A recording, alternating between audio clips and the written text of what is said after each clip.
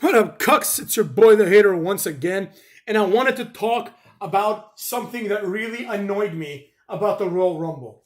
Okay, I understand that the road to WrestleMania begins with the Rumble, just like typically, except for this year, the road to Hatermania begins. However, they put that stupid sign at the very top, and everyone points to it. Now, okay, I get it.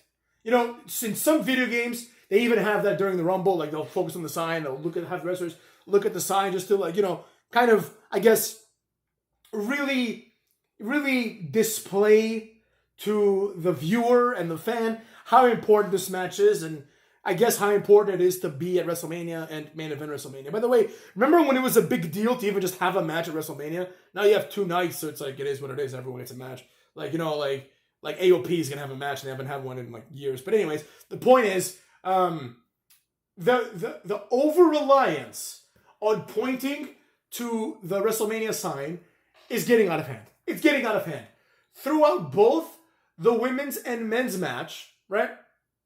People continuously would point to the sign. Now, it's one thing if you do it at the very end.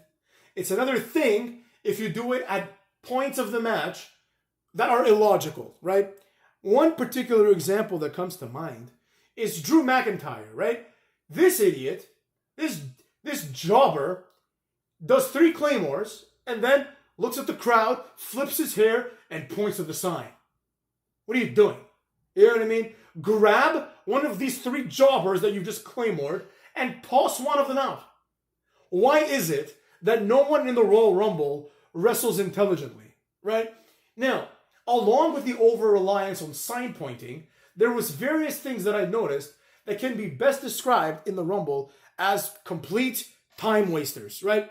Obviously, the most egregious of these would be Pat McAfee and that whole situation, but that's meant, at least, to be a comedy moment, right? I mean, I personally didn't think it was funny at all, but I get what they're going for, right? But then you have these other situations, right? And I'll compare them to one of my most memorable Royal Rumble appearances of all time. And that is, I believe it was the 2000 Royal Rumble. The Road Dogg, Jesse James, right? The Road Dogg, Jesse James. And I feel like if you've watched that Rumble, you probably remember this. You might not remember until I tell you, but I think it's going to ring true, cucks. The Road Dogg, during that Rumble, spent, I don't know how long, but an inordinate amount of time in one of the corners, right? Typically the upper left corner, I believe it was. At the bottom of the corner, right? Underneath the turnbuckle, underneath the bottom, like the bottom, there's 3 turnbuckles, underneath the third one, hugging both ropes. He was hugging like the ropes that form the right angle at the corner of the ring, that meet at the turnbuckle, right? This is the way that if the Royal Rumble was real, if it were a real contest, this is what you would do. You wouldn't just hang out there looking at the WrestleMania sign and pointing to it. You would be hugging the ropes because this is the Attitude Era, and Road Dogg was, who I'm sure now would be a legitimate heavyweight, was a tiny guy compared to people like even Billy Gunn or even Edge. You know what I mean? Even then, let alone like Kane and Big Show and Undertaker, like that's not even on the same level, right? So he was hugging the ropes for a large variety of the match.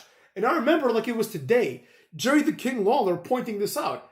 And him being like, that's an interesting strategy. Right, JR? And JR's like, damn right, King. And the point was that Road Dogg is not going to win by trying to suplex the Big Show. Road Dogg, his character is not that he's this like tough guy. He is just a guy in DX, right? He's a charismatic guy that is fun to watch, and you kind of just tolerate him. He really is like the Enzo Amore of the New Age Outlaws. Like, now, of course, periodically he'll win a match. Because, he's not like an Enzo in that sense, right? And periodically Enzo would win a match too. But it's the philosophy of the tag team is that you have Billy Gunn, who's carrying the tag team, right? And you have Road Dogg, who's smart, entertaining, and he's the reason why they're over, right? So he wrestles like that guy. Now compare that to Ricochet, who comes in and he's like, I'm going to start bouncing around the ring like Ricochet from Mucha Lucha, which is probably what he's named himself after, right? Mucha Lucha over here is out there just bouncing like a pinball left and right, and then, oh my God, how could it be? Drew McIntyre just grabbed his foot and just flipped him over the top rope. In other words, his gimmick is, I'm going to be eliminated commensurate to my athletic ability. which makes no sense. No, nobody should be eliminated in these extravagant ways. Nobody, except for maybe like, I don't know, like if you're in the last two and you're Eddie Guerrero or Val Venus or Jeff Hardy, you know, like nobody should be climbing the turnbuckle, right? There's no logic in anybody in the Royal Rumble climbing the turnbuckle. It's stupid. Nobody should be hopping over the apron themselves like Ricochet and AJ Styles would do, or Kofi Kingston, right? Nobody should be doing that because the match calls for a different style of wrestling, right?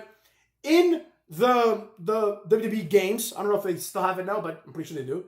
You can't like get on the apron in the Royal Rumble match. The philosophy is, okay, I understand. You might want to do the phenomenal forearm if you're playing as AJ Styles, but it's like, this is stupid. Why would anyone go there? Someone could just like grab you and throw you over if you went over the top rope or whatever the case would be. Now, if someone happens to be outside the apron because someone's trying to throw them out, then you can work that, right? You can work that into the match. So let's say someone, for example, is trying to eliminate AJ Styles. And they try to like, I don't know, scoop slam him over the top rope. AJ Styles holds onto the rope. I don't know, forearms the guy, like does like a little short forearm.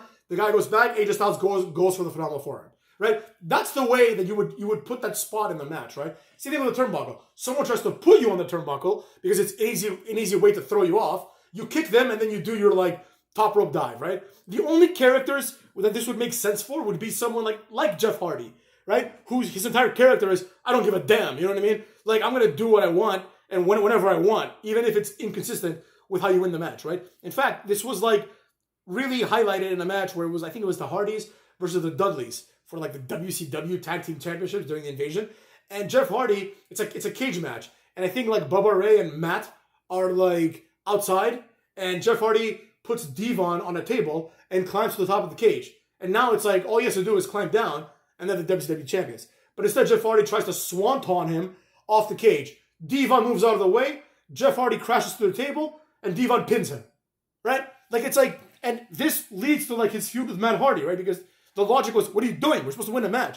Matt Hardy was the more grounded of the two, and Jeff Hardy was the more careless of the two, right? So this is important in telling a story, right? In my opinion, Road Dogg, in that Royal Rumble where you might not even remember him because he wasn't like, even like top 5 more important guys, right? The important guys in that Rumble that quote unquote had a shot, I mean, really it was just Kane, Rock, and Big Show. It was really Rock and Big Show, and realistically, it was only Rock. Right? But you could have seen Big Show winning it, right? Even though he was a heel.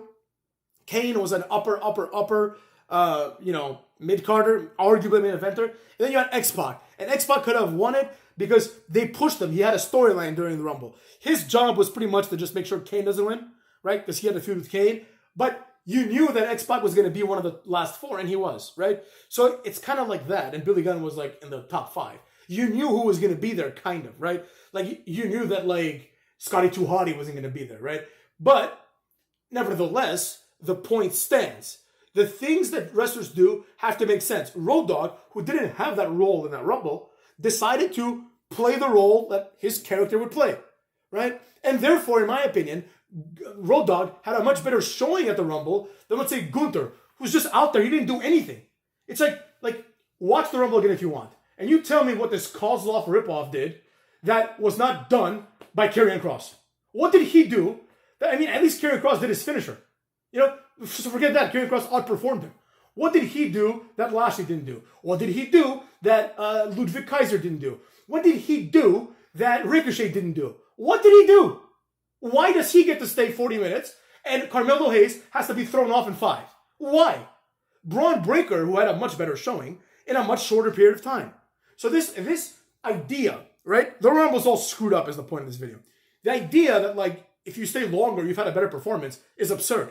There's only 2 metrics. 1, did you win? And 2, how many people did you eliminate given your position, right? So for example, Braun Breaker eliminated 4 people, but he came in at number 20. So he cleared the house. You know, Gunther came in like last Royal Rumble. I don't know how many people he eliminated, but it was probably like 3 or 4. But he was there the whole time. So it's like, what did he do? He just lasted. Great. Wow. He's the guy that lasts. And then, despite the fact that he lost last year, he still has the nerve to look at the WrestleMania sign and be like, and then have conversations in the ring like, I'm going to go to WrestleMania. Shut your mouth. No, you're not. You're a jobber. You're a mid-card nobody. So with that being said, Cucks, the Royal Rumble, in my opinion, is completely screwed. And we need to kind of rethink the way that it's booked. And one other thing, this Royal Rumble in particular was especially bad because there weren't any surprises, right? Aside from, I think, Jordan Grace is the only one that I would consider a surprise. There was nobody there that, like, you didn't expect, And it is what it is. So with that being said, fuck off.